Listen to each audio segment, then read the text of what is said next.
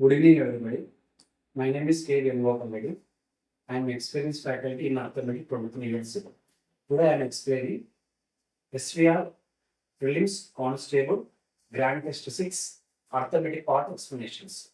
So ఈ arithmetic పేపర్లో మనకు ఈ గ్రాండ్ టెస్ట్ 6 పేపర్లో అర్థమెటిక్ సంబంధించినటువంటి క్వశ్చన్స్ మనకు 26 ఉంటాయి. ఈ 26 మనం ఈరోజు విపులంగా క్లియర్గా ఎక్స్ప్లెయిన్ చేస్తాను. 1 by 1 వింటూ రావాలి. Right. Now, first question. What is the value of A so that the 7-digit number 4645852 is divisible by 72? So, 7 అంకెల సంఖ్య 4645A52ను 72 చే భాగించబడిన A విలువ ఎంత? In this question, the 7-digit number is given as 4645A52. This number is divisible by 72. So, whenever the number is divisible by 72, then it is also divisible by 8 and 9. 8 and 9.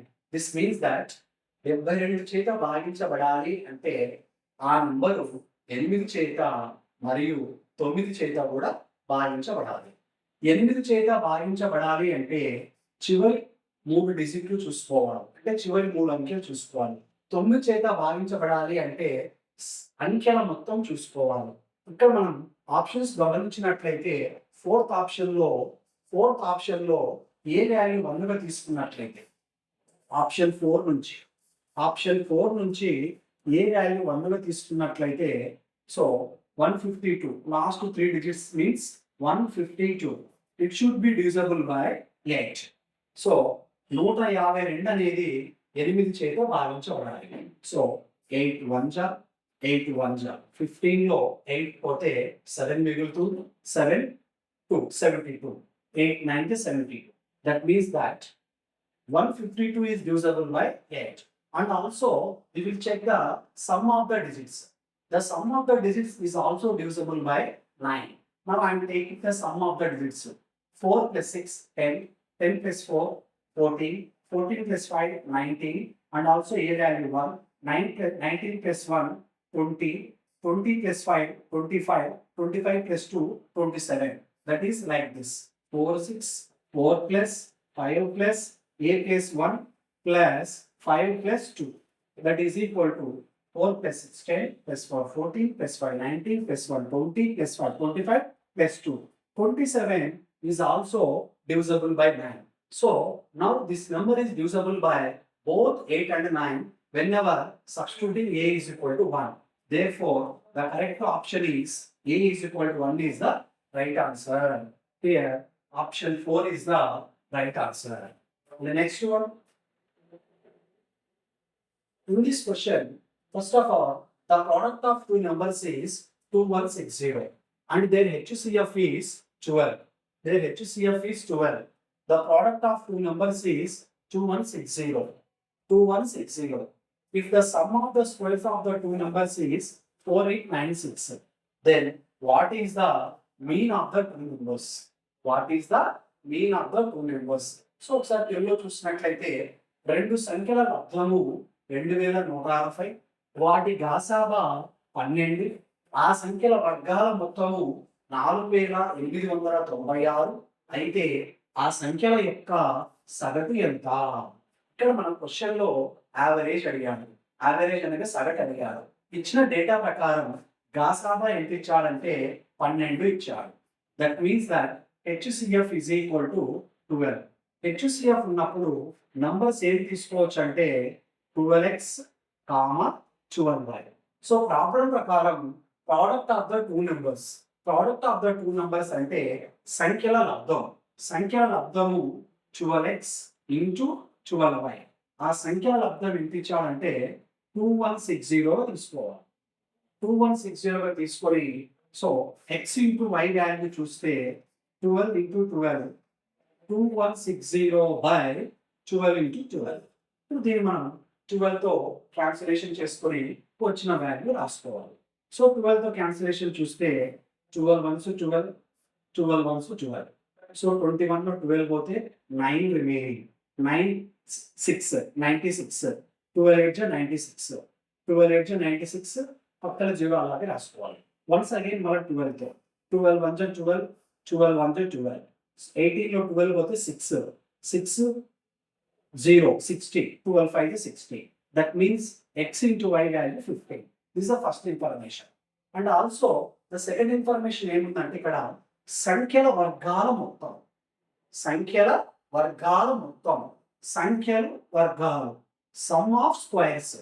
That means 12x whole square plus 12y whole square is equal to 4896. 4896.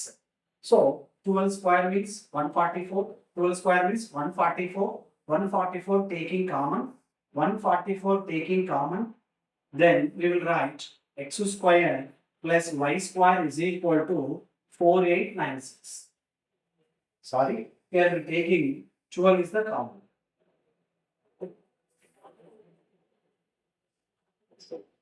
12 is the common. So x square plus y square is equal to 4896 by 12. 4896 by 12.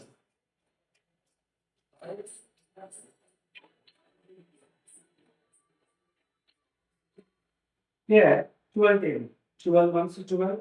12 4 are 48. 12 4 are 48. So 12x whole square means 144x square. 12y whole square means 144y square is equal to 4896. 144 taking common. So x square plus y square is equal to 4896 by 144. Now divided with 144. 4896. 144 3s are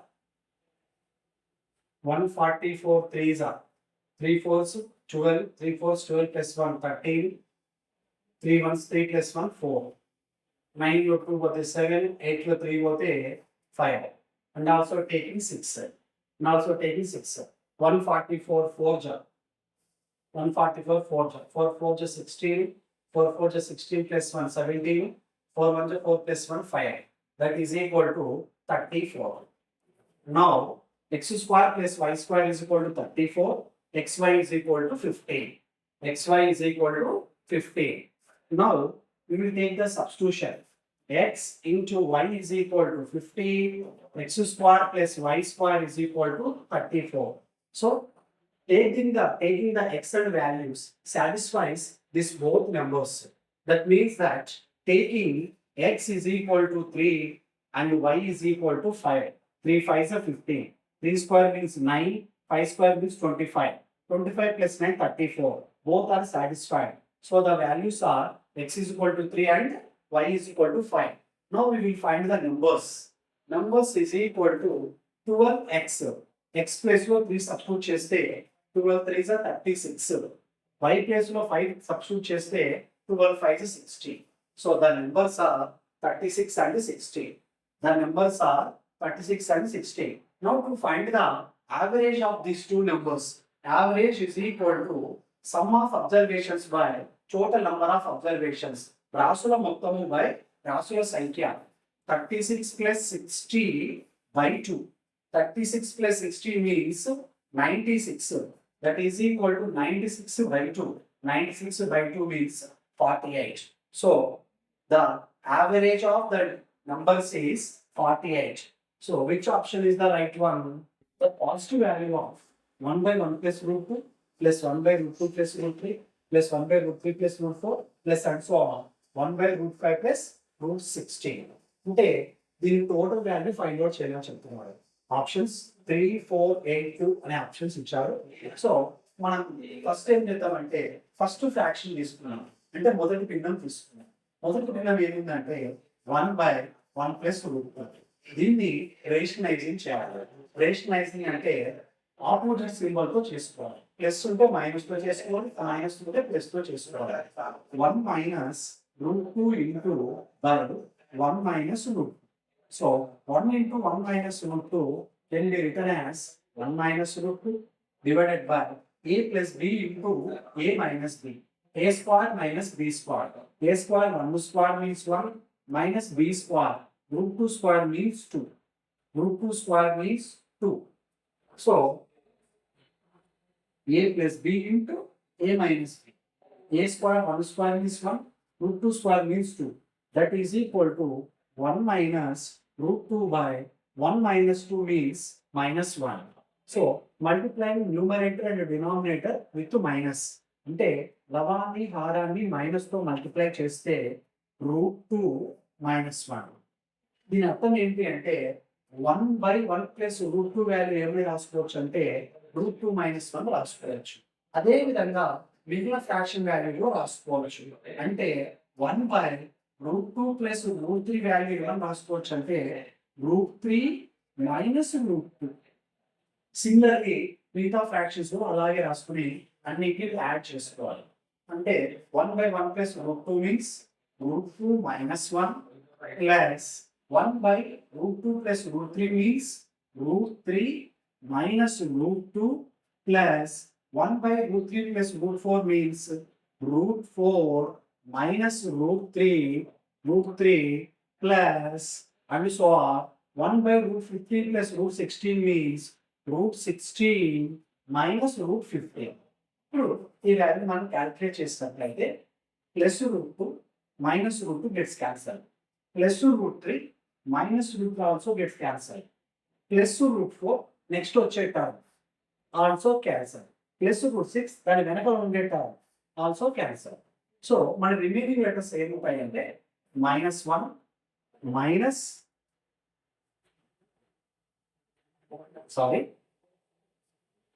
plus root 2 minus root 2 plus root 3 minus root 3 plus root 4 plus root 4 దాని వెనక వచ్చే term అన్నమాట minus root 15 దాని వెనకాల ఉండే term అన్నమాట.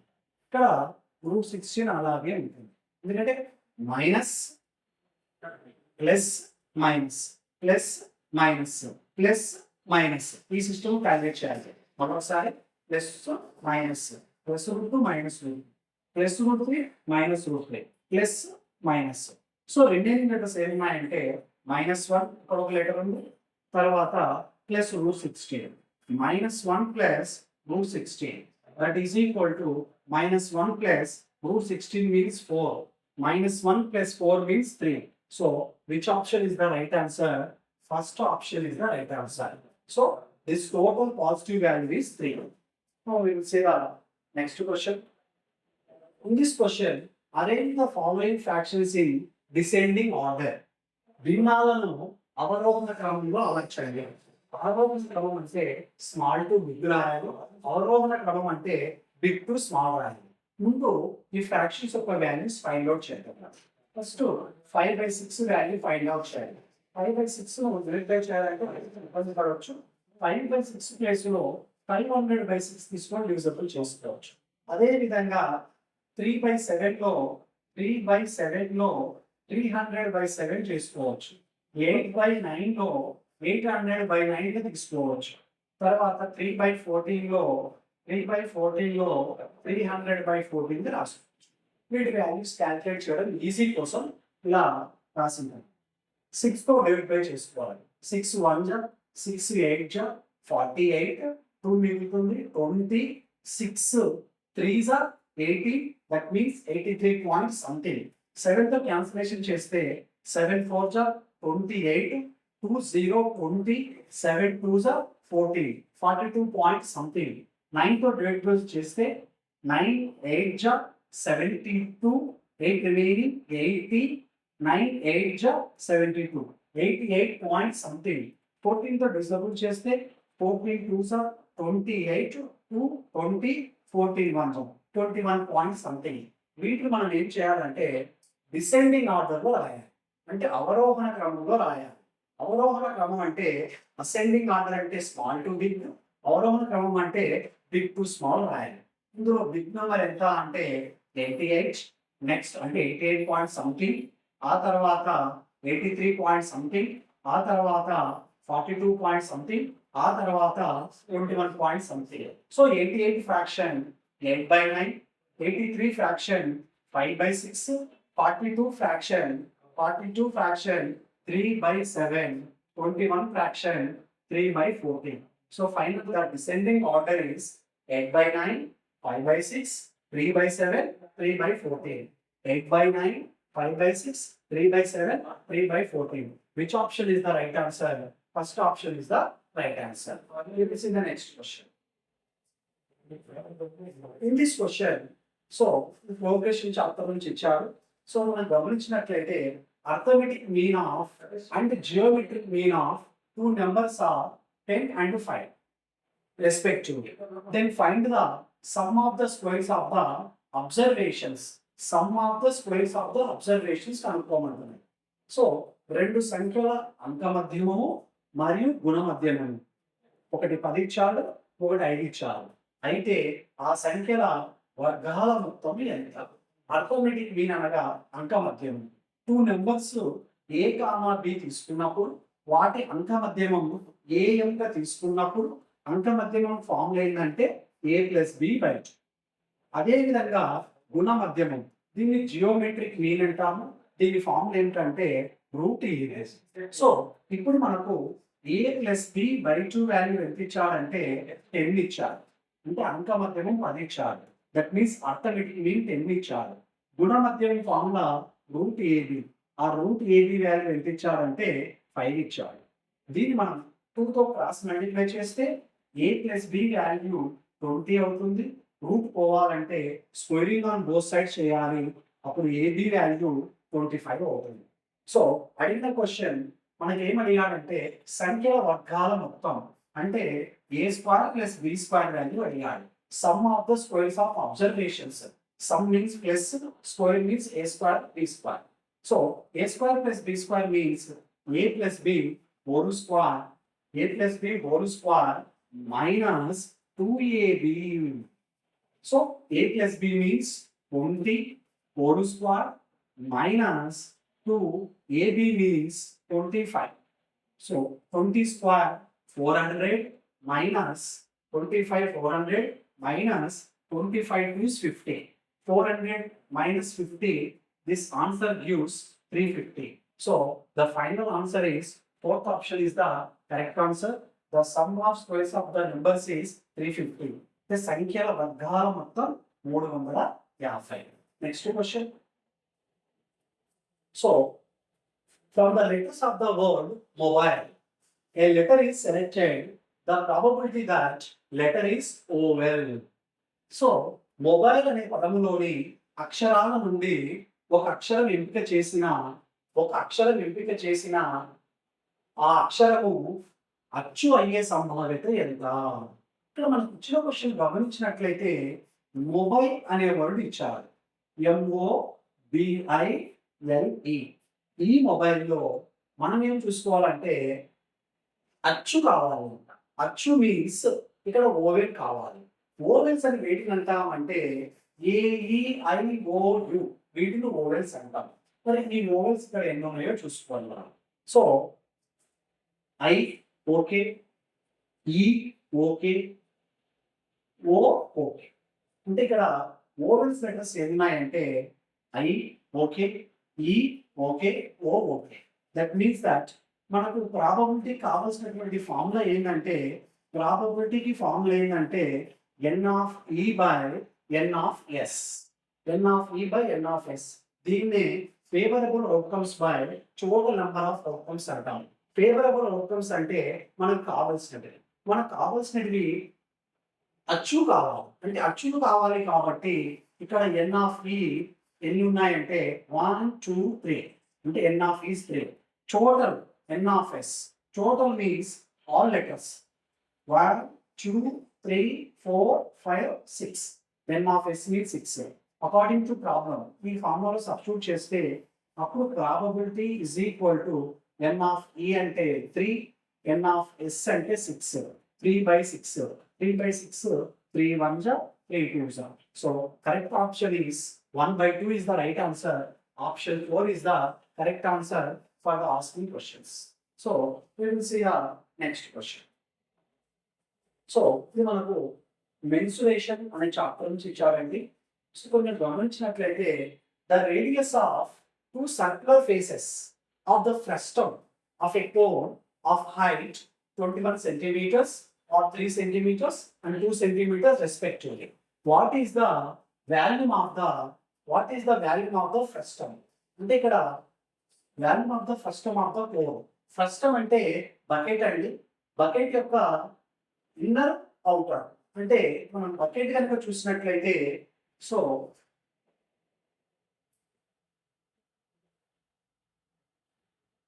ఈ విధంగా మనం బకెట్ తీసుకున్నట్లయితే కింద సర్కిల్ ఉంటుంది. సో దీనికి రేడియస్ ఉంటుంది, పైన సర్కిల్ ఉంటుంది, దీనికి రేడియస్ ఉంటుంది. This is small part, this is upper part. So ఇంకా కొంచెం క్లారిటీగా తీసుకుంటే ఇలా కూడా తీసుకోవచ్చు బకెట్. సో ఇక్కడ మనము టోటల్ సో ఇన్నర్ రేడియసెస్ వచ్చారు, 2 రేడియసెస్ ఇచ్చారు, ఫేసెస్ ఒక రేడియస్ ఇచ్చారు. అంటే ఫస్ట్ రేడియస్ వచ్చేసి పెద్దది తీసుకున్నప్పుడు అంటే బిగ్గర్ తీసుకున్నప్పుడు క్యాపిటల్ ఆర్ తీసుకోవాలి, స్మాల్ తీసుకున్నప్పుడు స్మాల్ ఆర్ తీసుకోవాలి. అంటే ఇక్కడ క్యాపిటల్ ఆర్ వాల్యూ 3 తీసుకోవాలి, స్మాల్ ఆర్ వాల్యూ 2 తీసుకోవాలి. హైట్ వచ్చేసి అంటే ఎత్తు అనమాట, హైట్ వచ్చేసి 21 తీసుకోవాలి. h is equal to 20. h is equal to 21.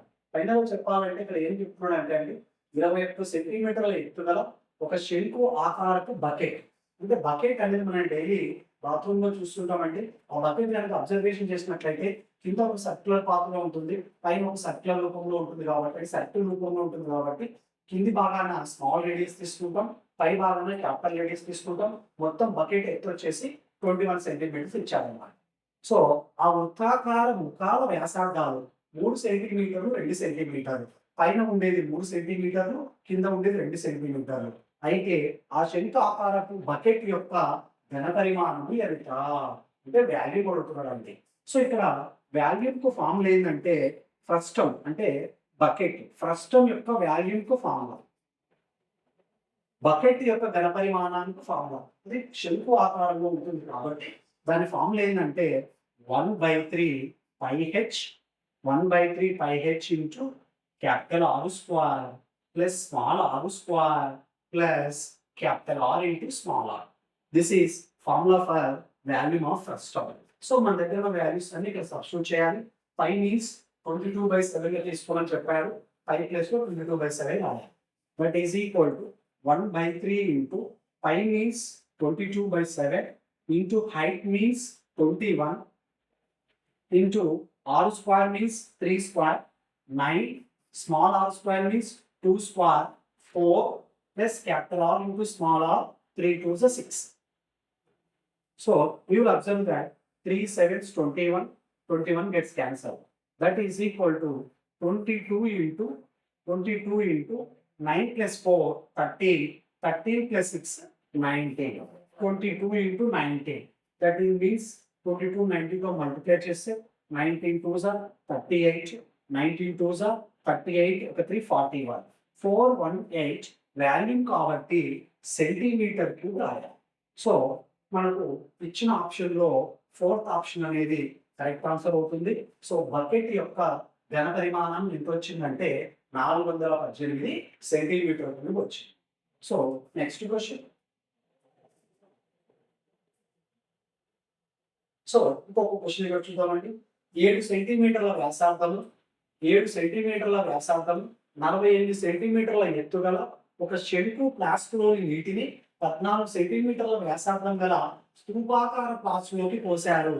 అయితే స్తూపాకార ఫ్లాస్క్లోని నీటి మొత్తం ఎంత? ఇక్కడ ఏం చెప్తున్నాడంటే water in a conical flask with radius 7 centimetres and height 48 centimetres is poured into a cylindrical flask. అంటే దీని అర్థం ఏంటంటే కొనికల్ ఫ్లాస్క్ నుంచి వాటర్ ను సిలిండ్రికల్ ఫ్లాస్క్ లోకి ట్రాన్స్ఫర్ చేశారన్నమాట. With radius 14 centimetres. Then water level in the cylindrical flask is అంటే ఇక్కడ చెప్పొచ్చేది ఏంటంటే కోన్లో ఉన్న వాటర్ అంటే శంకులో ఉన్న వాటర్ ను స్తూపంలో ఉన్న దానిలోకి వాటర్ ను పోసారు.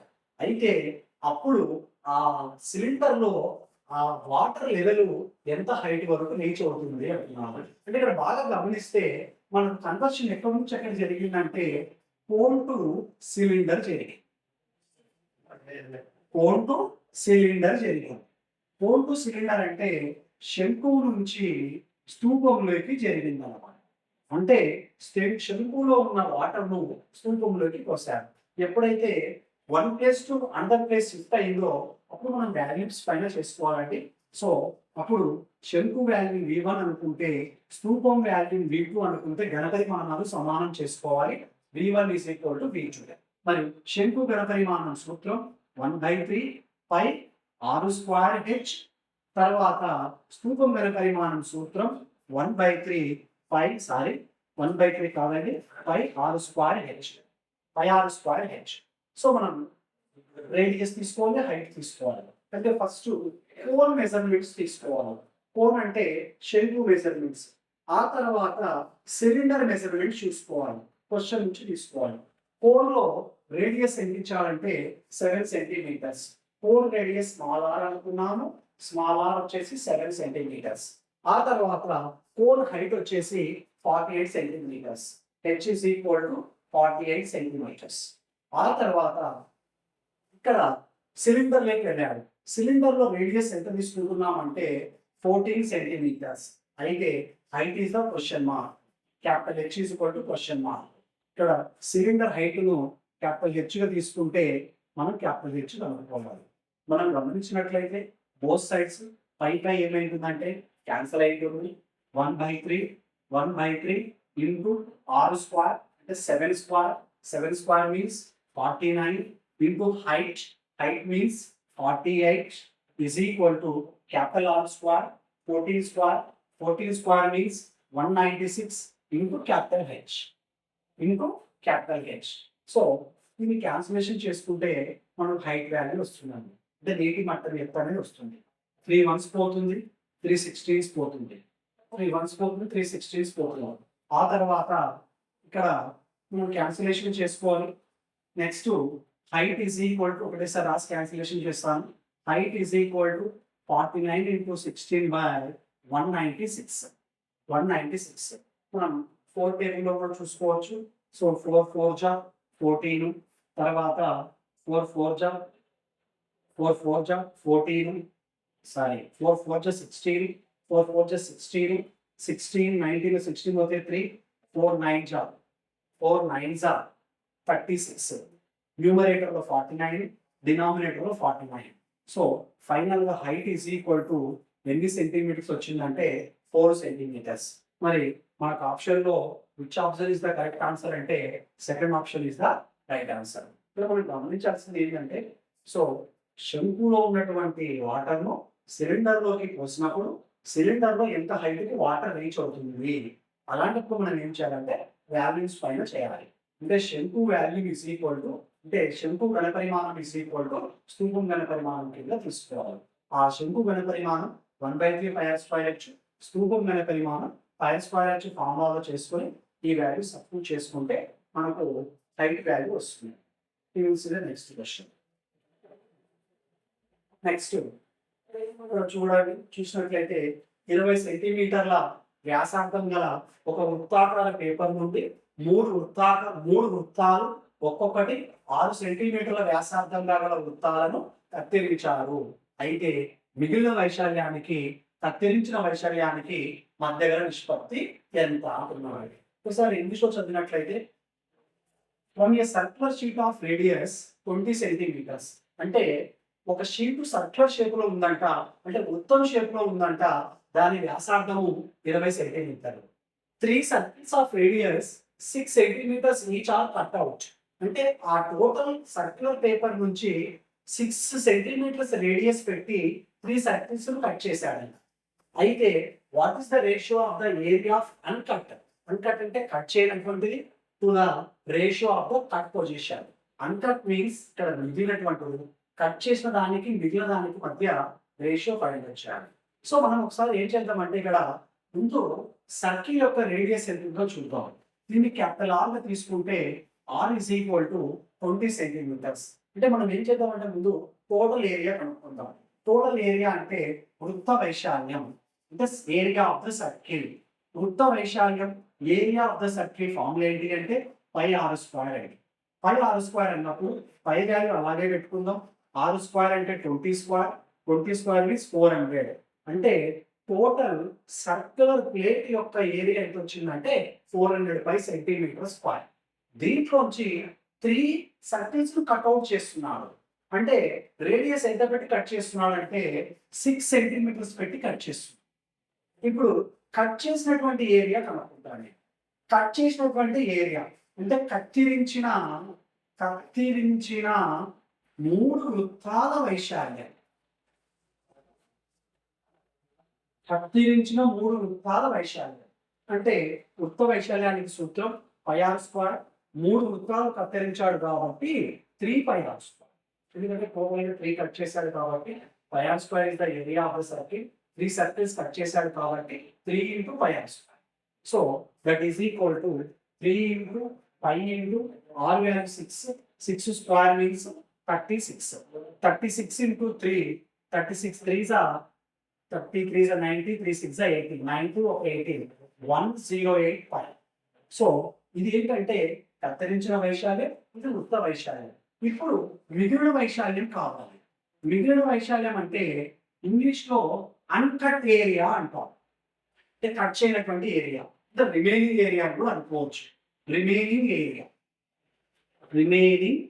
ఏరియా టోటల్ ఏరియా నుంచి కట్ చేసిన ఏరియాని సబ్ట్రాక్షన్ చేస్తే మనం రిమైనింగ్ ఏరియా వస్తుంది. టోటల్ ఏరియా ఎంత ఉందంటే 400 పై మైనస్ కట్ చేసిన ఏరియా ఎంత ఉందంటే 108 పై. అంటే 400 పై వచ్చి 108 సబ్ట్రాక్షన్ చేయాలండి. 400లో 108 తీసేస్తే మనకు 400 మైనస్ 108. 10 8 పోతే 2 మిగులుతుంది, 9 0 పోతే 9, 3 1 పోతే 2, 292. రిమైనింగ్ ఏరియా ఎంత వచ్చిందంటే 292 పై. రిమైనింగ్ ఏరియా వచ్చేసి 292 పై. ఇప్పుడు ఆస్కింగ్ క్వశ్చన్ ఏం అడుగుతున్నాడంటే what is the ratio of the area of uncut to the area of the cut position. Uncut means remaining area. So 292 pi east cut position. Cut position ఎంత ఉందంటే 108 పై. 292 కు 108 పైకు ratio అనుకోవాలి. So ఇది వచ్చేసి remaining area east, ఇది వచ్చేసి cut area. తెలుగులో చూస్తే మిగిలిన వైశాల్యానికి కత్తిరించిన వైశాల్యానికి మధ్యగా నిష్పత్తి. మిగిలిన వైశాల్యం 202 పై, కత్తిరించిన వైశాల్యం 108 పై. బోత్ సైడ్స్ 5 పై క్యాన్సిల్ అయ్యింది. మనం 5 పై క్యాన్సిల్ చేస్తే వీటి మధ్య క్యాన్సిలేషన్ చూస్తే 4తో అవుతుంది మనకు. సో 4 7s are 28, 1 మిగులుతుంది 12, 4 3s are 12. తర్వాత 4 2s are 8, 2 మిగులుతుంది 28, 4 7s are 28. అంటే 73:27. 73:27 విచ్ ఆప్షన్లో ఉంటుందంటే 4th ఆప్షన్లో ఉంటుందండి. అది మనకు కూడా ఒక వృత్తాకార ప్లేట్ ఇచ్చాడు. దాని ఏరియాలోంచి 3 ప్లేట్స్ కట్అవుట్ చేస్తే ఆ మిగిలిన ఏరియాకు కట్ చేసిన ఏరియాకు మధ్య నిష్పత్తి అడగాలి. ఆ నిష్పత్తి 73:27 వస్తుందండి. Next question. సో ఇక్కడ మనకు నిష్పత్తి అనుపాతం నుంచి ఇచ్చాడండి. The fourth proportion of a power of 4 minus b power of 4, a square minus ab and a square plus b square. అంటే ఇక్కడ 4వ అనుపాతం కనుక్కోమన్నాడు. మరి a:b is equal to c:d తీసుకుంటే అనుపాతం యొక్క డెఫినేషన్ తీసుకుంటే product of extremes is equal to product of means. అంటే అంత్యంలో లబ్ధము is equal to మధ్యంలో లబ్ధము. That means AD is equal to BC. మనకు దీను 4th ప్రపోర్షనల్ అంటాం, అంటే 4వ అనుపాతం అంటాం. ఆ డి కనుక్కోమన్నాడు. ఆ డికి formula BC/A. So this one is A, this one is B, this one is C. దీన్ని ఏగా తీసుకోవాలి, బిగా తీసుకోవాలి, సిగా తీసుకోవాలి.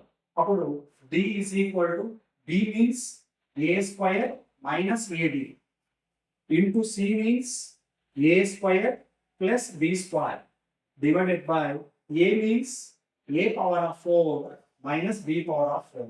సో దీన్ని క్యాల్కులేట్ చేస్తే మనకు రావాల్సిన ఆన్సర్ వస్తుందండి. ఏ స్క్వేర్ మైనస్ ఏబిలో ఏ కామన్ తీస్తే ఏ స్క్వేర్లో ఏ మిగులుతుంది, ఏబిలో బి మిగులుతుంది, అంటే ఏ మైనస్ బి. దీన్ని ఇలాగే రాస్తే A square plus B square. A power of 4 minus B power of 4. A power of 4 minus B power of 4 ఏం రాసుకోవచ్చు అంటే A square whole square minus B square whole square అని రాయొచ్చు. So A square minus B square formula ఏంటంటే A plus B into A minus B, అంటే A square plus B square into A square minus B square. అంటే ఏ power of 4 minus B power of 4 బదులు A square plus B square into A square minus B square రాసుకోవచ్చు. అప్పుడు ఈ value ఇక్కడ రాస్తున్నాను, A square plus B square into A square minus B square. So న్యూమరేటర్లో A square plus B square, డినామినేటర్లో A square plus B square. మళ్ళీ దీన్ని ఏం రాసుకోవచ్చు అంటే నెక్స్ట్ స్టెప్లో A into A minus B by A square minus B స్క్వేర్ను once again ఏ plus B into ఏ minus బిగా రాసుకోవచ్చు. ఏ మైనస్ బి క్యాన్సిల్ అవుతుంది, అప్పుడు మనకు A by A plus B మిగిలింది. So A by A plus B is the right answer. Which one is the right answer means first option is the right answer. ఇక్కడ మనం గుర్తుపెట్టుకోవాల్సిన formula ఏంటంటే fourth proportional formula ఏంటంటే B is equal to BC by A అని చెప్పి రాసుకోవాలి. ఇక్కడ A power of 4 minus B power of 4 a square plus B square into A square minus B square. Once again మళ్ళీ a square minus B square ను a plus B into A minus b రాసుకోవచ్చు. ఏ minus b cancel అవుతే a by A plus b వస్తుంది. So first option తో coincident అవుతుంది. So this is the next question. ఇక్కడ ఇది కూడా నిష్పత్తి అనుపాతంలో అడిగాడంటే ఒక వజ్రం ఎలా దాని బరువు వర్గానికి అనులోమానుపాతంలో ఉంటుంది. ఇంగ్లీష్ లో చూస్తే the cost of diamond varies directly as the square of its weight. అంటే ఇక్కడ వరకు చూస్తే కాస్ట్ అంటే సి అనేది వెయిట్ యొక్క స్క్వేర్ కు అనులోమానుపాతంలో ఉంటుంది అన్నమాట. అంటే కాస్ట్ కావాలంటే వెయిట్ స్క్వేర్ చేసుకోవాలన్నమాట. అట్లా ఇక్కడ ఏమైందంటే once this diamond broken into 4 pieces, అంటే ఒక డైమండ్ కింద పడి 4 పీసెస్ గా మారిందంట, అంటే 4 డిఫరెంట్ పార్ట్ గా మారిందంట. వాటి వెయిట్స్ రేషియో ఎంత ఇచ్చాడంటే 4:3:2:1, అంటే వెయిట్స్ ఇచ్చాడు. అంటే వెయిట్స్ ఏం ఇచ్చాడంటే 4:3:2:1 ఇచ్చాడు. So 4:3:2:1 when the pieces were sold, అంటే వీటిని అమ్మేసినప్పుడు the merchant got ₹63,000 less than that of one piece. అంటే టోటల్ పీస్ అంతే ఎంత అయితే వస్తుందో ఇండివిజువల్ గా అమ్మినప్పుడు, అంటే బ్రోకెన్ పీసెస్ అమ్మినప్పుడు 63,000 రూపీస్ డిఫరెన్స్ వచ్చిందంట, అంటే తక్కువ వచ్చిందంట. అయితే then that find the original price of the diamond, అంటే ఒరిజినల్ గా అంటే ముక్కలు కాకముందు ఆ డైమండ్ ను ఎంత కాస్ట్ కు అమ్మవచ్చు. మరోసారి తెలుగులో చూద్దాం. ఒక వజ్రం మీద దాని బరువు వర్గానికి అనులోమానుపాతంలో ఉంటుంది. సి అంటే వెల, డబ్ల్యూ అంటే వర్గం, అంటే వెల అనేది వర్గం యొక్క వర్గానికి అనులోమానుపాతంలో ఉంటుంది. ఒకసారి వజ్రాన్ని 4 ముక్కలు చేసిన వాటి బరువులు 4:3 నిష్పత్తిలో ఉన్నాయి, అంటే వెయిట్స్ ఇచ్చారన్నమాట. ఆ ముక్కలను అమ్మినప్పుడు వ్యాపారి ఒక ముక్క వెల కంటే 63,000 రూపాయలు తక్కువగా ఆర్జించాడు. అయితే అప్పుడు ఒరిజినల్ గా వజ్రం వెల ఎంత అంటున్నాడు. ఏం లేదండి, వజ్రాన్ని బ్రోకెన్ చేశారు, 4 పార్ట్స్ మారాయి, అంటే 4 పార్ట్స్ డివైడ్ అయ్యాయి, ఆ రేషియో ఇచ్చారు, వెయిట్స్ రేషియో ఇచ్చారు. ఇప్పుడు నేను కాస్ట్ అనుకుంటున్నాను. కాస్ట్ ఏమన్నాడంటే స్క్వేర్ అన్నాడంటే, అంటే బ్రోకెన్ కాస్ట్ అంటే విరిగిపోయినటువంటి. సో 4 స్క్వేర్ అంటే వెయిట్ ను స్క్వేర్ చేయాలి, బరువును వర్గం చేయాలి. 4 స్క్వేర్ అంటే 60, 3 స్క్వేర్ అంటే 9, 2 స్క్వేర్ అంటే 4, 1 స్క్వేర్ అంటే 1 స్క్వేర్ అంటే 1. సో బ్రోకెన్ కాస్ట్ ని మొత్తం యాడ్ చేసినట్లయితే 16 పార్ట్స్, 9 పార్ట్స్, 25 పార్ట్స్, 25 ఒక 4, 29 ప్లస్ 1 టోటల్ 30 పార్ట్స్ ఉన్నాయండి. ఇప్పుడు ఒరిజినల్ గా వెయిట్ ని యాడ్ చేసినట్లయితే 4 ప్లస్ 3 7, 7 ప్లస్ 2 9, 9 ప్లస్ 1 10. సో ఒరిజినల్ వెయిట్స్ ఎన్ని పార్ట్స్ ఉన్నాయంటే 10 పార్ట్స్ ఉంటాయండి. ఇప్పుడు ఒరిజినల్ కాస్ట్ అనేది వెయిట్ కు స్క్వేర్ లో ఉంటుందండి. So cost is nothing but square of the weight అండి. అంటే వెల అనేది బరువుకు వర్గం అండి. అంటే 10 స్క్వేర్ చేస్తే ఒరిజినల్ కాస్ట్ ఎన్ని పార్ట్స్ వస్తుందంటే 100 పార్ట్స్ వస్తుందండి. ఇప్పుడు బ్రోకెన్ కాస్ట్ కు అంటే విరిగిపోయిన వెలకు ఒరిజినల్ వెలకు మధ్య తేడాని ఎంత ఇచ్చాడంటే 63,000 అండి. మరి ఒరిజినల్ వచ్చేసి 100 భాగాలు, తర్వాత బ్రోకెన్ వచ్చేసి 30 భాగాలు. వీళ్ళ ఇద్దరి మధ్య డిఫరెన్స్ వేసుకుంటే 100 - 30 వేసుకుంటే 70 పార్ట్స్ వాల్యూవే 63,000. 63,000 మనం క్యాన్సిలేషన్ చేసుకుంటే 0 క్యాన్సిలేషన్ 7 9 63 7 9 63 1 పార్ట్ వచ్చేసి 900 అయింది. 0 gets cancer 7 1s 7 9s 2 zeros added. 1 part వచ్చేసి 900. ఆస్కింగ్ క్వశ్చన్ ఒరిజినల్ వజ్రం వెల అంటే find the original price of the diamond. మరి ఒరిజినల్ ప్రైస్ ఎన్ని పార్ట్స్ ఉన్నాయంటే 100 పార్ట్స్ ఉన్నాయండి. 100 into 900 original cost 100 into 900 100 into 900 means 100 into 900 చేస్తే మనకు సో 90,000 రూపీస్ వస్తున్నాయండి. ఆ 90,000 రూపీస్ ఎన్నో ఆప్షన్ ఉందంటే థర్డ్ ఆప్షన్ లో ఉంది. అంటే ఒరిజినల్ గా ఆ డైమండ్ యొక్క వాల్యూ ఎంత ఉంటుందంటే 90,000 రూపాయలు ఉంటుందండి. ఇది ఎన్నో ఆప్షన్ ఉంటుందంటే మనకు థర్డ్ ఆప్షన్ నుంచి వస్తుంది. So we will see the next question. Question number 39. ఇది మీన్ అనే చాప్టర్ నుంచి ఇచ్చాడు. India hospital 60% of the patients are men. అంటే 60% మగవాళ్ళు ఉన్నారంట, మెన్స్ ఉన్నారంట. 24% పేషెంట్స్ ఆర్ ఉమెన్స్. అంటే 25% లేడీస్ ఉన్నారంట. 15% of the patients are childrens. అంటే 15% చిల్డ్రన్స్ ఉన్నారు, అంటే పిల్లలు ఉన్నారు. If the average age of the mens is 40 years, అంటే మగవాళ్ళ average age 40, that of the womens age is 36, ఆడవాళ్ళ యావరేజ్ ఏజ్ వచ్చేసి 36, and that of the children 8, పిల్లల యావరేజ్ ఏజ్ వచ్చేసి 8. Then what is the average age of the all the patients. అంటే ఇక్కడ ఏం చేశాడంటే టోటల్ 3 పార్ట్స్ చేశాడండి. దీన్ని కంబైన్డ్ మీన్ అంటారు. సో కంబైన్డ్ మీన్ అన్నప్పుడు అన్నింటినీ యాడ్ చేసుకుంటూ పోవాలండి. అంటే ఫస్ట్ మెన్స్ సమ్, తర్వాత ఉమెన్స్ సమ్, ఆ తర్వాత చిల్డ్రన్ సమ్. ఎందుకంటే average formula some of observations by total number of observations. అంటే దీన్ని ఇలా రాసుకోవచ్చు. n1x1 plus n2x2 plus n3x3 by n1 plus n2 plus n3. n1 plus n2 plus n3. n1 అంటే 60, so average అంటే 40. That is equal to 60 into 40.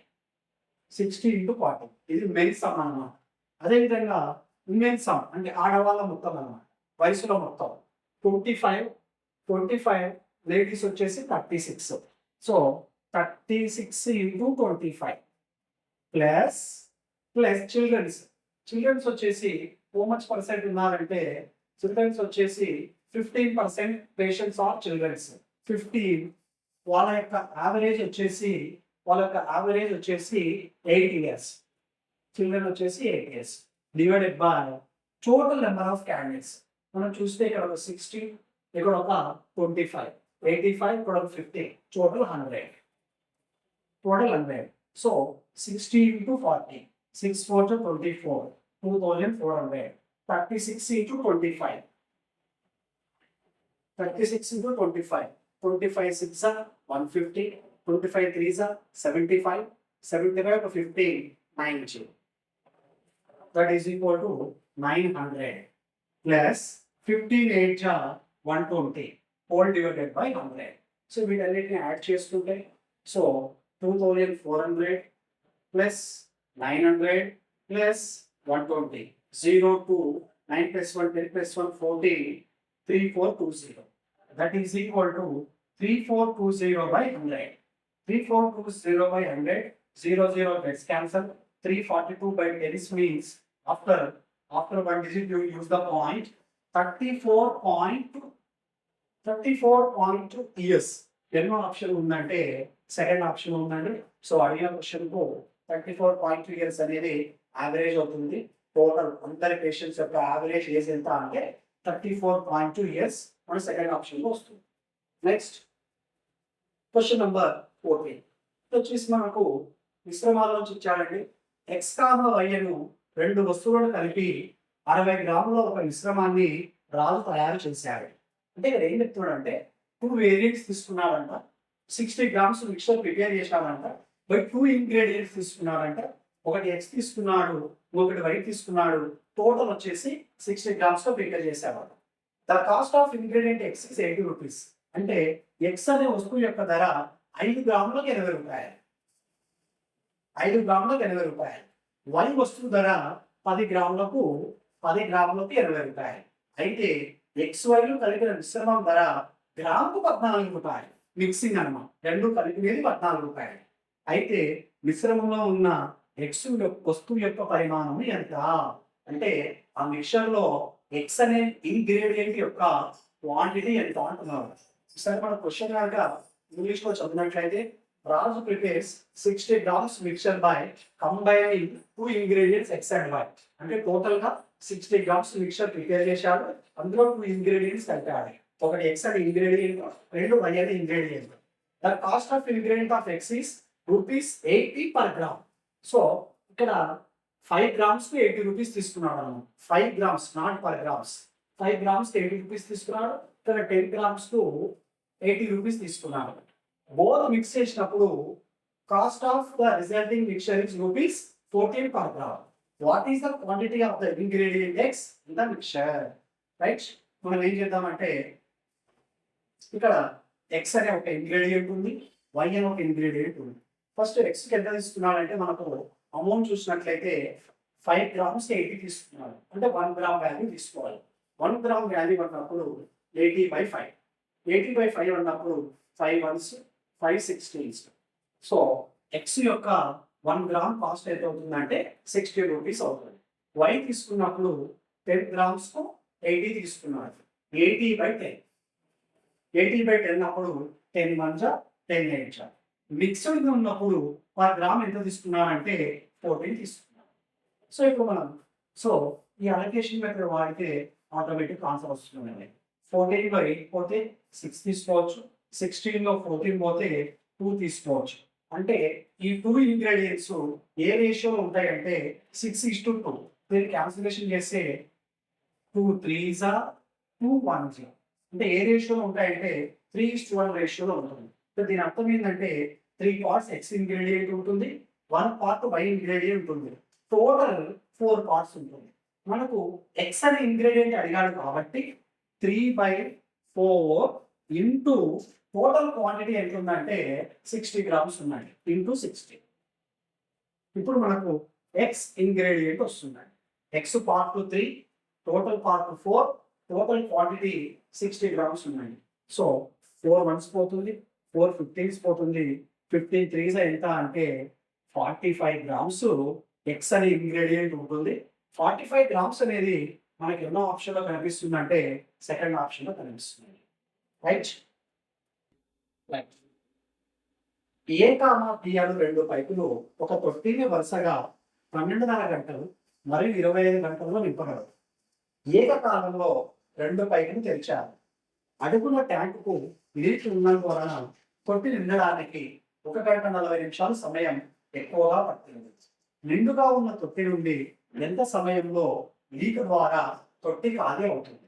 ఇక్కడ 2 pipes ఉన్నాయంటండి, A and B 2 pipes ఉన్నాయి. ఆ 2 పైప్స్ ఒక తొట్టిని ఫిల్ చేస్తున్నాయి. ఆ fill చేయడానికి 12 1/2 25 hours. అంటే ఏ అనే తొట్టి తీసుకుంటే 12.5 మీన్స్ 12 to 24 + 1 25/2 అవర్స్ టేకప్ చేస్తుంది.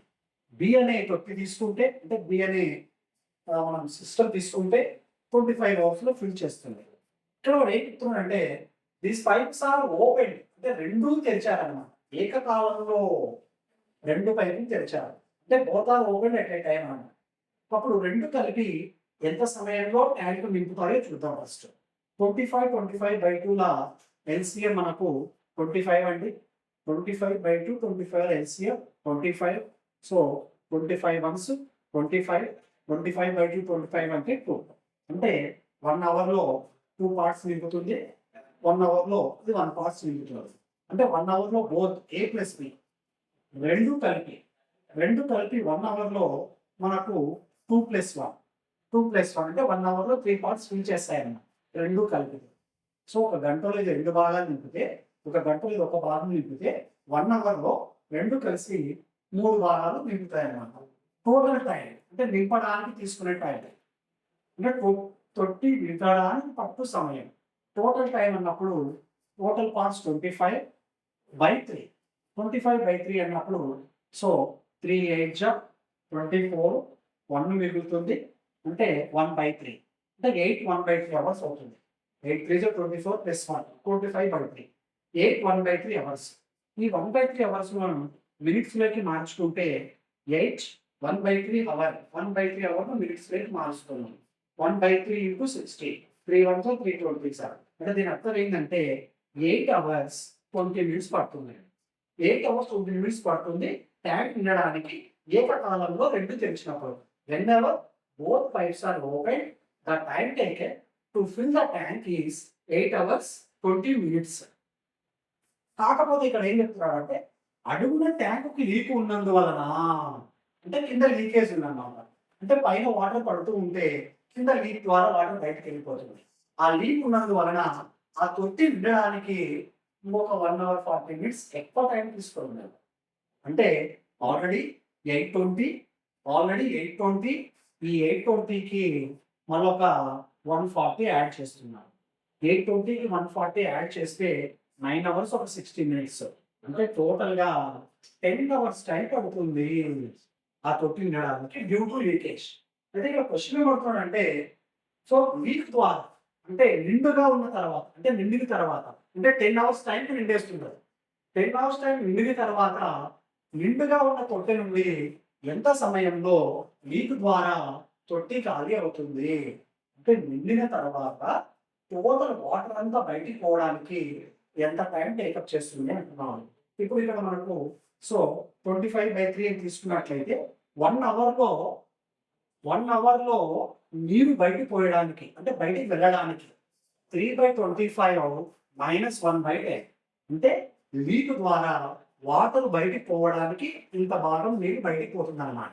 సో ఇక్కడ ఎల్సిఎం తీసుకుంటే మనము ఎల్సిఎం వచ్చేసి 25 టు 10కి ఎల్సిఎం 50, 25 2s 2 3s 6 - 10 5s 50, 6లో 5 పోతే 1/50 అంటే 1 అవర్లో 1 పార్ట్ వాటర్ బయటికి పోతుంది.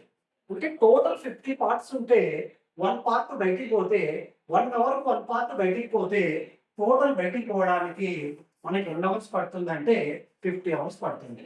ఇక్కడ 1/50 ఎలా అర్థం చేసుకోవాలంటే మొత్తం 50 భాగాల వాటర్ ఉంటే 1 అవర్లో ఒక భాగం బయటికి పోతుంది. 1 అవర్లో ఒక భాగం బయటికి పోతే మొత్తం 50 భాగాలు బయటికి వెళ్ళడానికి 50 గంటల సమయం తీసుకుంటుంది. Which option is the right answer అంటే 4th option is the right answer. So మనకు అడిగిన క్వశ్చన్కు 4th ఆప్షన్ ఇది suitable answer. Next question number ఇక్కడ మనం చూసినట్లయితే ఇది పని కాలం అనే చాప్టర్ నుంచి వచ్చిందండి. పని కాలం అనే చాప్టర్ నుంచి వచ్చింది. అయిన పుస్తకాన్ని టైప్ చేస్తున్నాను కానీ ఒకే ల్యాప్టాప్ మాత్రమే ఉంది. అందువలన దినం మంచి దినం పని చేయదలుచుకున్నాను.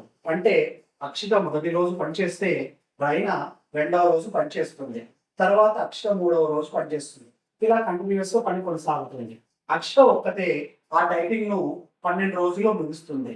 రైనా 24 రోజుల్లో కంప్లీట్ చేస్తుంది. ఈ విధంగా వారు రోజు విడిచి రోజు పనిచేస్తే వారు ఎన్ని రోజుల్లో ఆ పనిని ముగించగలరు. ఇక్కడ మనం ఒకసారి ఇంగ్లీష్లో అబ్జర్వేషన్ చేస్తే అక్షిత రైనా అని 2 పర్సన్స్ ఉన్నారు.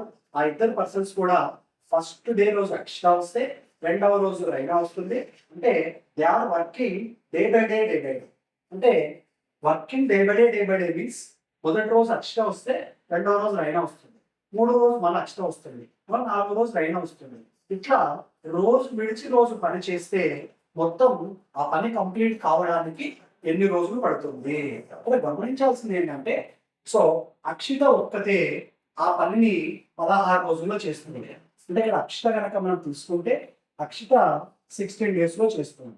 మరియు రైనా ఒక్కతే 24 రోజుల్లో చేస్తుంది. అంటే రైనా అనే అమ్మాయి 24 రోజుల్లో చేస్తుంది. ఒక్కతే చేస్తారు. ఇప్పుడు ఇద్దరు కలిపి చేసినప్పుడు అంటే 1624 1624లో ఎల్సిఎం 48 అప్పుడు 16 3 తర్వాత 24 2 అంటే దీని అర్థం ఏంటి అంటే అక్షిత ఒక రోజులో 3 భాగాలు పనిచేస్తుంది అంటే 3 పార్ట్స్ వర్క్ కంప్లీట్ అవుతుంది టోటల్ 48 పార్ట్స్ వర్క్ ఉంటుంది ఆ 48 లో 1 డేలో అక్షిత 3 పార్ట్స్ చేస్తుంది రైనా 2 పార్ట్స్ చేస్తుంది ఇక్కడ ఆల్టర్నేటివ్ డేస్ లో వర్క్ చేస్తారు కాబట్టి first day second day Thursday fourth day and so on first day Akshita second day Raina third day Akshita fourth day Raina and so on ఇప్పుడు అక్షిత వచ్చినప్పుడు మనకు 2 డేస్ వర్క్ చేస్తాం అంటే అక్షిత ఒక రోజు రైనా ఒక రోజు అంటే చెప్పాలంటే ఫైనల్ గా 2 డేస్ వర్క్ అనమాట 2 డేస్ వర్క్ 2 డేస్ వర్క్ ఎంత జరుగుతుందంటే first day 3 second day 2 3 plus 2 3 plus 2 అంటే టోటల్ 5 పార్ట్స్ వర్క్ జరుగుతుంది 2 డేస్ లో అంటే వర్క్ కంప్లీట్ కావాలి అంటే 48 పార్ట్స్ వర్క్ కావాలి when ever 48 part works reach అయినాను అంటే అప్పుడు ఆ వర్క్ ఫినిష్ అయిందని అర్థం అనుకో సో నేను ఏం చేస్తానంటే 2 ఇంటూ 2 ఇంటూ 2 ఇంటూ ఇక్కడ 18 తీసుకుంటాను అంటే నియరెస్ట్ వాల్యూ కోసం 18 తీసుకుంటే లేదా 19 తీసుకుంటే టోటల్ 45 రావాలి మనం టోటల్ 45 రావాలి కాబట్టి సో 2 ఇంటూ 9 తీసుకుంటాం 2 ఎందుకోసం 9 తీసుకున్నాం అంటే 48కి నియరెస్ట్ రావాలి ఇక్కడ 5 ఇంటూ 9 చేస్తాం అంటే బోత్ సైడ్స్ 9తో మల్టిప్లై చేస్తాం అప్పుడు 2 9s ఏమవుతుందంటే ఇక్కడ 18 డేస్ అవుతుంది ఇక్కడ 9 5s 45 పార్ట్స్ వర్క్ అయిపోతుంది అంటే టోటల్ కంప్లీట్ కావాలంటే 48 18 డేస్ వరకు 45 పార్ట్ వరకు కంప్లీట్ అయ్యింది అంటే ఇంకా 3 పార్ట్స్ వరకు బ్యాలెన్స్ ఉంది ఆ 3 పార్ట్స్ వరకు 19th డే రోజు చేయాలి ఆ 19th డే రోజు ఎవరు వస్తారనేది ఇంపార్టెంట్ మనం అబ్జర్వేషన్ చేసినట్లయితే ఆర్ అంటే రైనా రైనా ఈవెన్ నెంబర్ లో ఉంది అంటే సెకండ్ డే 4th డే అంటే 18 డేస్ కంప్లీట్ అయ్యింది అంటే రైనాతో కంప్లీట్ కాబడి ఉంటుంది 18th డే రోజు రైనా వర్క్ చేసి వెళ్ళిపోయి ఉంటారు అప్పుడు 19th డే రోజు మనం ఎవరు వస్తారంటే అక్షర వస్తారు మరి అక్షర అనే అమ్మాయి వచ్చినప్పుడు ఎన్ని భాగాల వర్క్ చేస్తుందంటే 3 పార్ట్స్ చేస్తుంది అంటే 19 డేస్ లో 19th డే రోజు 3 పార్ట్స్ వర్క్ జరుగుతుంది కాబట్టి 45 ప్లస్ 3 టోటల్ 48 డేస్ లో వర్క్ ఫినిష్ అవుతుంది అంటే మొత్తం వర్క్ ఫినిష్ కావడానికి ఎన్ని రోజులు పడుతుంది అంటే 19 డేస్ పడుతుంది ఆ 19 డేస్ అనే ఆప్షన్ మనకు ఫస్ట్ ఆప్షన్ లో కనిపిస్తుంది ఇక్కడ ఈవెన్ నెంబర్ ఎందుకు తీసుకున్నామంటే రక్షిత అనే రైనా అనే అమ్మాయి ఈవెన్ డేస్ లో వస్తుంది అది 18 డేస్ కంప్లీట్ అయ్యింది అంటే రైనా వర్క్ ఫినిష్ చేసి వెళ్ళిపోయింటారు ఆ నెక్స్ట్ డే అంటే 19th డే ఆ 19th డే రోజు ఏ అనే అమ్మాయి ఏ మీన్స్ అక్షిత అనే అమ్మాయి రావాలి అక్షిత అమ్మాయి వచ్చింది అంటే 3 పార్ట్స్ వరకు ఫినిష్ చేస్తుంది అంటే 45 కి 3 యాడ్ చేస్తే 48 పార్ట్స్ ఆఫ్ ద వర్క్ అయిపోతుంది అంటే ఫైనల్ గా 19th డే రోజు వర్క్ అనేది ఫినిష్ అవుతుంది నెక్స్ట్ క్వశ్చన్ నెంబర్ 17 అండి ఇది కూడా పని కాలం మీద ఇచ్చారండి ఎక్స్ కామా వైలు ఒక పనిని 15 మరియు 20 రోజుల్లో ముగించగలరు అంటే ఎక్స్ వచ్చేసి 15 డేస్ లో చేస్తాడంట వై వచ్చేసి 20 డేస్ లో చేస్తాడంట ఇప్పుడు క్లియర్ ఇచ్చాడు x and y can finish a task in 15 days and 20 days respectively okay the capacity of z is 5/2 times that of x capacity means ఇక్కడ సామర్థ్యం అండి అంటే ఎఫిషియన్సీ అండి ఇక్కడ ఏం చెప్తున్నాడు అంటే జెడ్ యొక్క సామర్థ్యం ఎక్స్ సామర్థ్యానికి 5/2 అంటే జెడ్ యొక్క ఎఫిషియన్సీ ఎక్స్ యొక్క ఎఫిషియన్సీ 5/2 టైమ్స్ ఉందండి అయితే ఎక్స్ వై జెడ్ కలిసి ఎన్ని రోజుల్లో ఆ పనిని ముగించగలరు ఇక్కడ జెడ్ డేస్ లేవండి బట్ జెడ్ డేస్ ఎవరి మీద ఆధారపడినాయి అంటే ఎక్స్ యొక్క సామర్థ్యం మీద ఆధారపడినాయండి అంటే అప్పుడు కాలం అనేది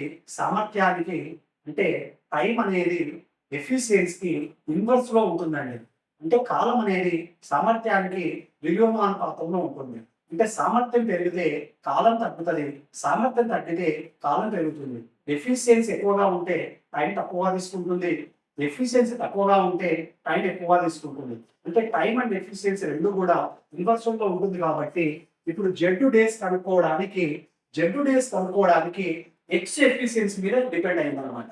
5/2ని రివర్స్ చేస్తే 2/5 అండి.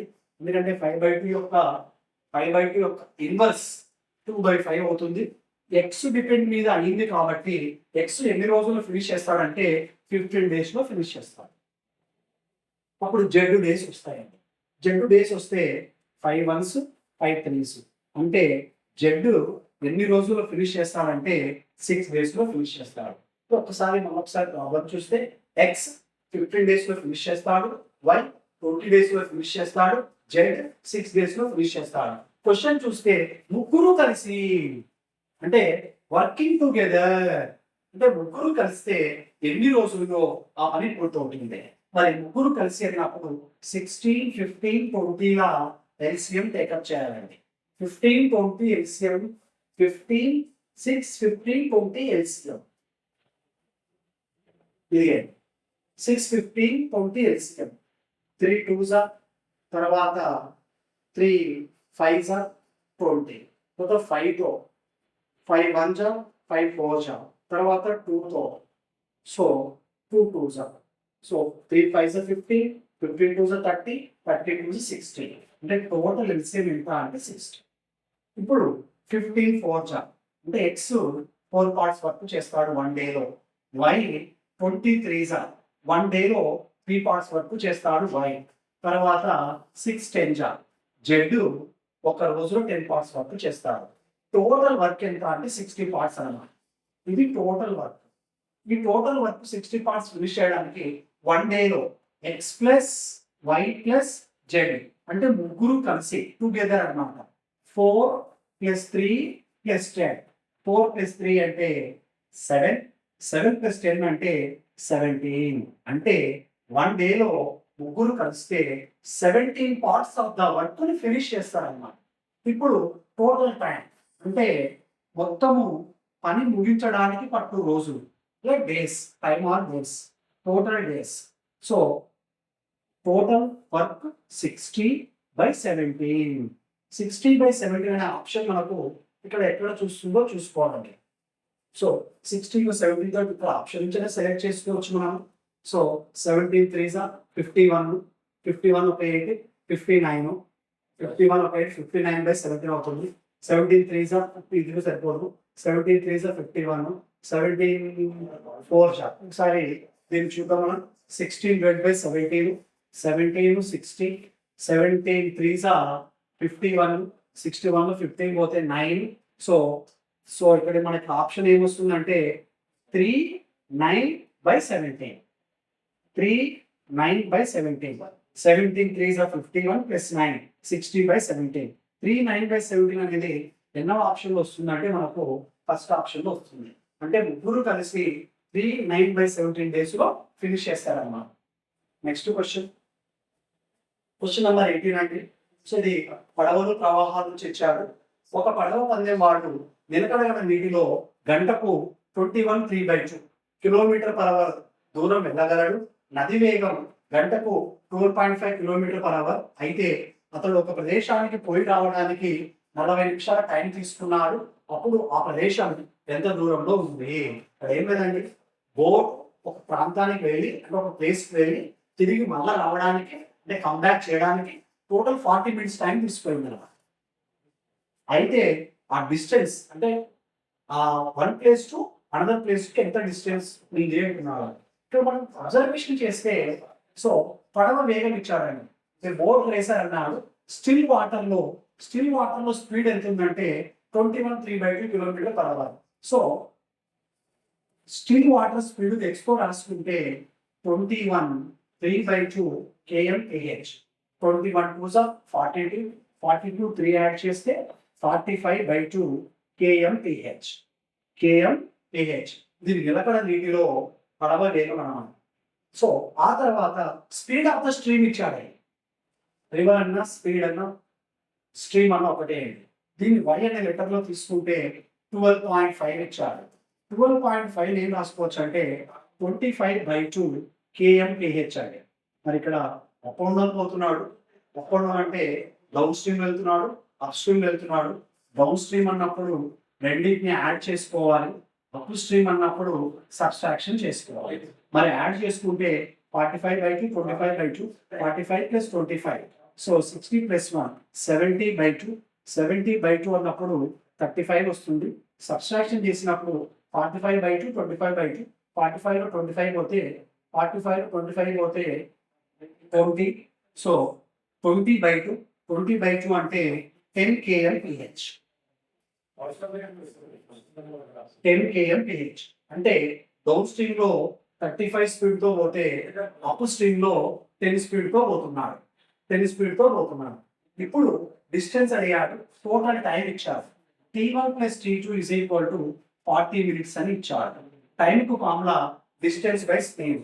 డౌన్ లో స్పీడ్ 35 ప్లస్ అప్ లో స్పీడ్ 10 = 40 minutes అవర్లోకి మారిస్తే 40/60. 40/60. సో 0 0 క్యాన్సిల్ అయితే 2 2s 2 3s అంటే 2/3 వచ్చింది. మనకు 35 కు 10 కు ఎల్సిఎం తీసుకోవాలి. 35 కు 10 కు LCM. So 5 2s 5 7s 5 2s 5 7s 5 2s 10 ఒక 10 7 70 ఇస్ ద ఎల్సిఎం. సో మనం 70 ఎల్సిఎం కనుక తీసుకుంటే 35 2s అంటే 2 తో పోయింది 2 × d 2d plus 10 7s 7 × d 70 = 2/3. So 2d ఒక 70 9d అవుతుంది. 2d 70 9d 3 తో cross multiplication 9 3s 27d. 2d 70 9d 9d × 3 27d 72s 140 అండి. 140 అప్పుడు d = 140/27. d = 140/27. సో 27 ను 140 తో డివైడ్ బై చేస్తే మనం ఒక ఆప్షన్ చూసుకుని రాయొచ్చు. ఫస్ట్ 27 4 తో చూద్దాం. 27 × 4 4 7 28 4 8 10. సో 4 లో పోవట్లేదు. 5 లో చూద్దాం. 27 5 5 7 35 27 × 5 25 100 7 5 35 135. ఇప్పుడు మనకు 140లో 35 పోతే 5 వస్తుంది. సో ఆన్సర్ ఎక్కడ కనిపిస్తుంది అంటే 5/27. 5/27 ఎన్నో ఆప్షన్ కనిపిస్తుంది అంటే మనకు ఫస్ట్ ఆప్షన్ కనిపిస్తుంది. అంటే d = question is the 5/27 kilometres. 5/27 అనేది విచ్ ఆప్షన్ ఇస్తుంది అంటే ఫస్ట్ ఆప్షన్ నుంచి వస్తున్నాయి. సో అడిగిన క్వశ్చన్ ఆన్సర్ ఫస్ట్ ఆప్షన్ సరిపోతుంది. 2 రైళ్లు ఢిల్లీ పాట్నా నుండి పాట్నా ఢిల్లీ దిశగా బయలుదేరుతాయి.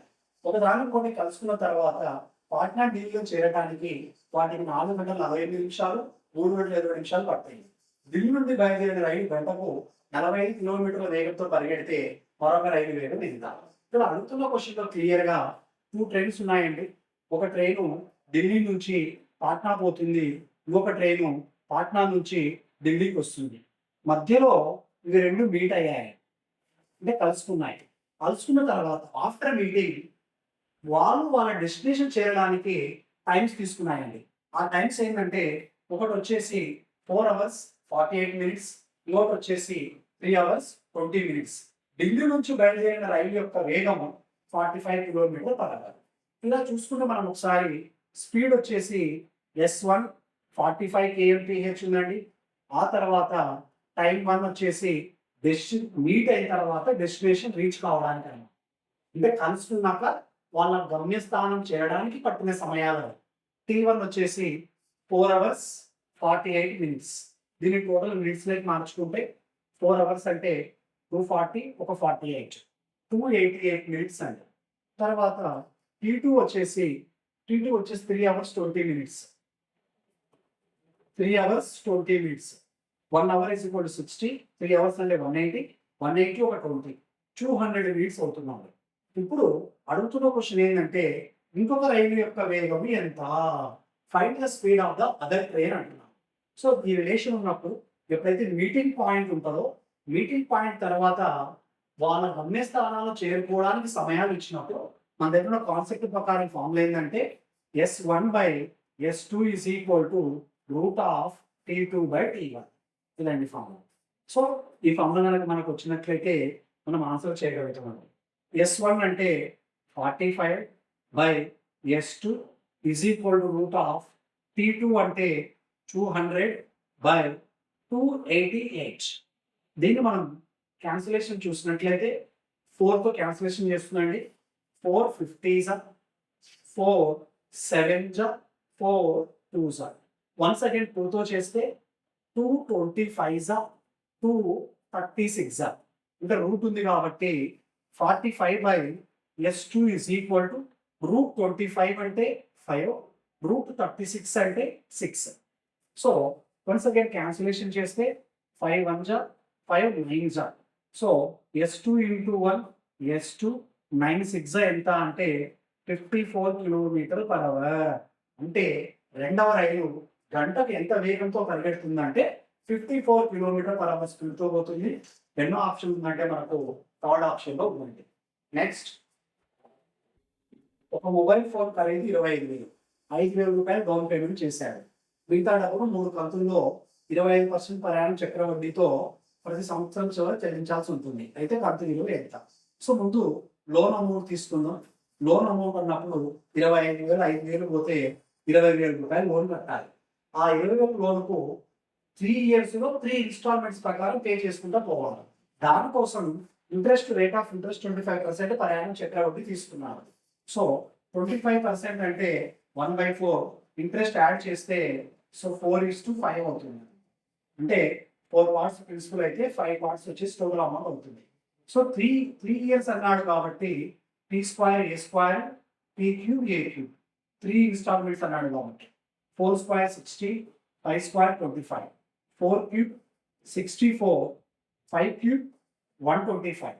సో ఈచ్ ఇన్స్టాల్మెంట్ ఈక్వల్ ఉండాలి కాబట్టి ఇక్కడ 5తో మల్టిప్లై చేస్తాను, ఇక్కడ 25తో మల్టిప్లై చేస్తాను, ఇక్కడ 5తో మల్టిప్లై 25తో మల్టిప్లై చేస్తాను.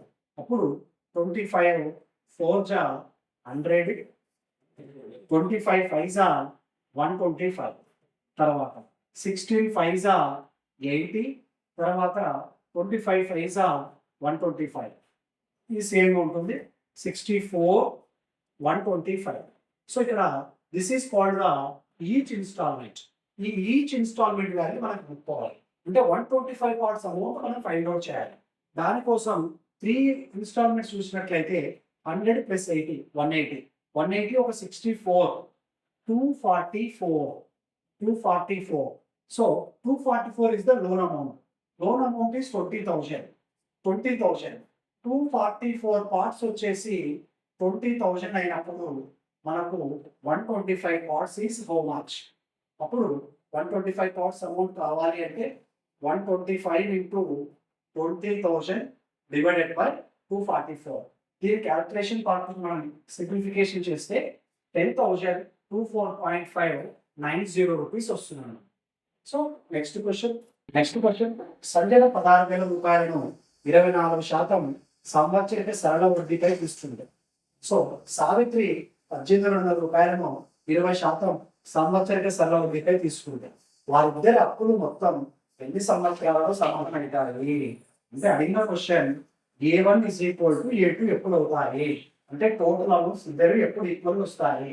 సో ఇక్కడ ప్రిన్సిపల్ వచ్చేసి 16,000. సో దీనిపైన వచ్చేసి రేట్ ఆఫ్ ఇంట్రెస్ట్ 24%. సావిత్రి వచ్చేసి 8,200. దీనిపైన వచ్చేసి రేట్ ఆఫ్ ఇంట్రెస్ట్ 20%.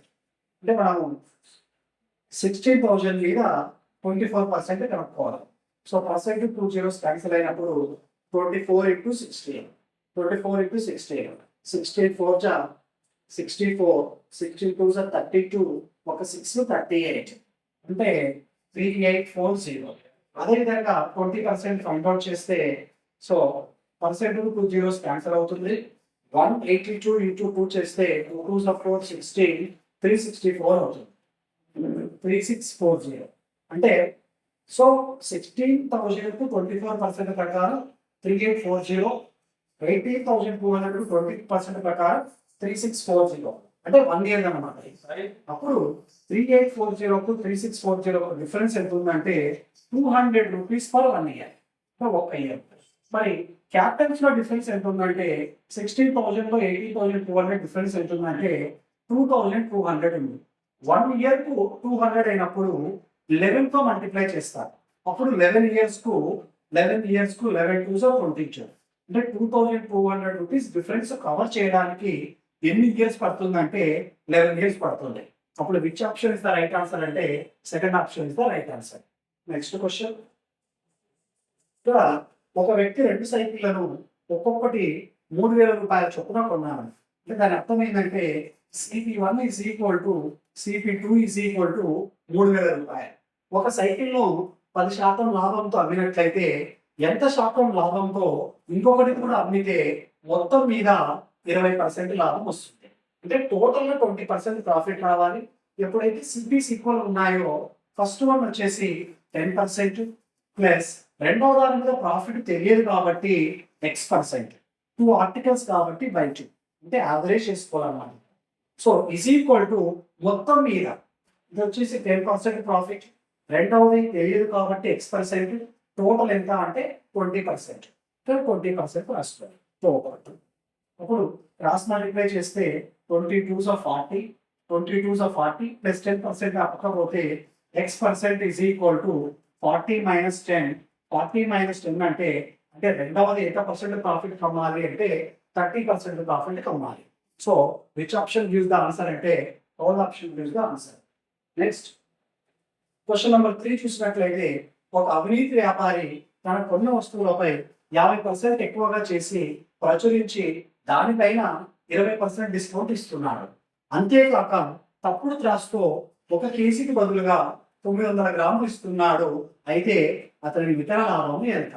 ఇక్కడ ఏం చేస్తున్నాడంటే మ్యానుఫ్యాక్చరింగ్ కాస్ట్ పైన 50% హైక్ చేసి రాస్తున్నాడు, అంటే మార్కప్ చేసి రాస్తున్నాడు. ఇప్పుడు 50% ఈజ్ నథింగ్ బట్ మనకు 50/100 అంటే 1/2 వస్తుంది. సో అంటే ప్లస్ చేసినాడు కాబట్టి దీన్ని ఏం రాసుకోవచ్చు అంటే 2:3గా రాసుకోవచ్చు. ఆ తర్వాత 20% డిస్కౌంట్ ఇస్తున్నారు. 20% డిస్కౌంట్ అన్నప్పుడు 20/100 అన్నప్పుడు 21 25 డిస్కౌంట్ అంటే మైనస్ వేసుకోవాలి. అంటే అప్పుడు ఎంత తీసుకోవాలంటే 5:4 తీసుకోవాలి. అదే కూడా కాకుండా కేజీకి బదులుగా 900 గ్రాములు ఇస్తున్నాడు. కేజీకి బదులుగా 900 గ్రాములు ఇస్తున్నాడు అంటే 900:1000. 900:1000, 2 zeros 2 zeros. ఒకసారి క్లియర్గా రాసుకుంటే first one 2:3, second one 5:4, third one 9:10. 9:10, 2 5s 10, 10 cancel. So 3 1s 3 3s అంటే ఫైనల్గా 3:4 వచ్చింది. మరి 3కి 4కి డిఫరెన్స్ ఎంత అంటే 1. ప్రాఫిట్ పర్సెంట్ అడిగారు. సో ప్రాఫిట్ పర్సెంట్కి ఫార్ములా ఏంటంటే profit by CP into 100, 1/3 into 100. 1/300 అంటే 33.33%. 33.33% అంటే ఇక్కడ round of the 2 nearest integers అన్నమాట. అంటే 33.33ని నియరెస్ట్ గా రాస్తే 33% ప్రాఫిట్ ఉంటుంది అన్నమాట. So which option gives answer అంటే 4th option will gives the answer. ఏకామాలి అనే వారు ఒక్కొక్కరు 10,000 పెట్టుబడి పెట్టి వ్యాపారాన్ని ప్రారంభించారు. 4 నెలల తర్వాత ఏబి ఇద్దరు కూడా వరుసగా 3,000 4,000 తీసుకున్నారు. సి అదే టైంలో అదనంగా 3,000 పెట్టుబడి పెట్టాడు. సంవత్సరంలో వారి లాభం 32,800. అయితే లాభంలో సి వాటా ఎంత? ఇప్పుడు ఇన్వెస్ట్మెంట్స్ వచ్చేసి ఏ ఉన్నాడు, బి, సి 3% ఉన్నాడు. ఏ 10 పార్ట్స్ పెట్టాడు అప్ టు 4 months. 4 months తర్వాత 3 parts అమౌంట్ తీసుకున్నాడు. 10లో 3 parts పోతే 7 parts ఉంటుంది. అప్ టు 8 months వరకు. బి దగ్గరకు వస్తే బి కూడా 10 parts అమౌంట్ పెట్టాడు అప్ టు 4 months వరకు. బట్ బి ఏం చేశాడంటే 4,000 వెనక్కి తీసుకున్నాడు, అంటే విత్డ్రా తీసుకున్నాడు. 10లో 4 parts పోతే 6 parts అప్పుడు అప్ టు 8 months వరకు. ఎందుకంటే 1 year అన్నాడు కాబట్టి 4 + 8 12 అవ్వాలి. సి వచ్చేసి అదనంగా ఏం చేశాడంటే సి వచ్చేసి అదనంగా 3,000 పెట్టుబడి పెట్టాడు. అంటే 10 into 4 ప్లస్ యాడ్ చేశారు 10కు 3 యాడ్ చేస్తే 13 into 8 13 into 8 చూస్తే 10 4 40 7 8 56 40 ఒక 56 96 దిస్ ఈస్ ఏ ఇన్వెస్ట్మెంట్ 10 4 40 6 8 48 40 ఒక 48 88 దిస్ ఈస్ బి ఇన్వెస్ట్మెంట్ తర్వాత 10 4 40 13 8 104 144 this is C investment so 8 తో క్యాన్సిలేషన్ చేస్తే 8 12 8 11 8 18 సో టోటల్ పార్ట్స్ ఏమొస్తున్నాయంటే ఇన్వెస్ట్ ప్రకారం ప్రాఫిట్ షేర్ చేసుకోవాలి so 12 plus 8 30 30 plus 11 41 parts total profit ఆ టోటల్ ప్రాఫిట్ వచ్చేసి 32,800 32,800 41 తో క్యాన్సిలేషన్ చేస్తే 41 8 జా ఉంటుంది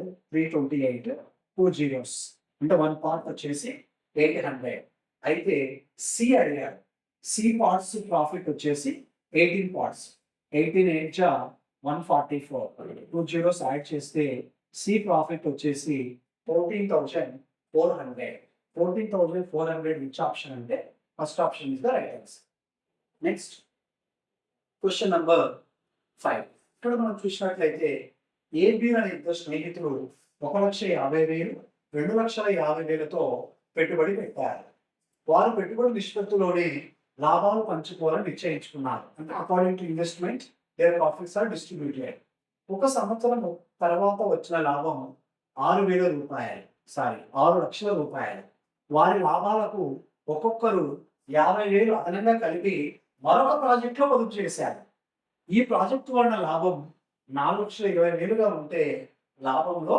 ఏ భాగం ఎంత ఇక్కడ ఏం చెప్తున్నాడంటే ఫస్ట్ ఏ బిల్లు 1,50,000 2,50,000 అంటే 4 zeros క్యాన్సిల్ చేస్తే ఏ ఇన్వెస్ట్మెంట్ 15 బి ఇన్వెస్ట్మెంట్ 25 అంటే 5 3s 5 5s అంటే 3 parts ఏ 5 parts బి ఆ తర్వాత సో వాళ్ళ టోటల్ ప్రాఫిట్ వచ్చేసి 6 lakhs టోటల్ ప్రాఫిట్ 6 lakhs అన్నప్పుడు 3 5 అంటే 8 parts 8 parts వచ్చేసి 6 lakhs రూపీస్ 8 parts వచ్చేసి 6 lakhs రూపీస్ అయినప్పుడు 8 7 జా 56 4 8 5 జా 40 పక్కన 3 zeros అంటే ఈచ్ పార్ట్ వచ్చేసి 75,000 అప్పుడు A profit B profit so 75 into 3 so 3 7 21 5 3 15 so 225